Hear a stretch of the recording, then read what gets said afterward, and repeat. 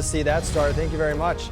Your financial plans for 2020 have likely been altered. Whether those changes are minor or very significant, it's important that you confront them to take action to redo your plans for 2020. We have our financial expert, Andy Mattingly, with us today to discuss changes we might need to make. Andy, thank you so much for joining us. How are you today? I'm good, thank you. Good. Let's start at the beginning. If our financial situation is in disarray, where do we start? Well, for most, you want to kind of get a handle on what just the next 6 months are going to look like. So what's your income, what's your level of expenses, and are there any expenses coming up that you need to prepare for?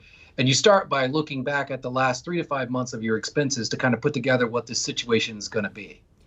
So what's the next logical step here in considering making new financial plans?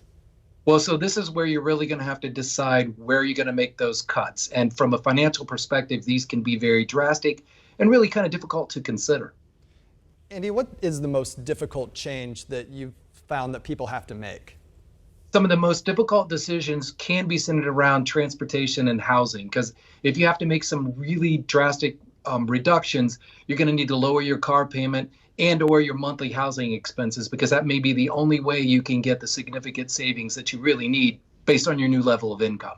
Are there less drastic areas to consider to change? Yeah, it all starts with your financial habits. And even though it's the most obvious place, most people don't really want to make this change because you really have to be more disciplined in your spending. It takes a little different effort when you're shopping, and maybe change the way what you do every day.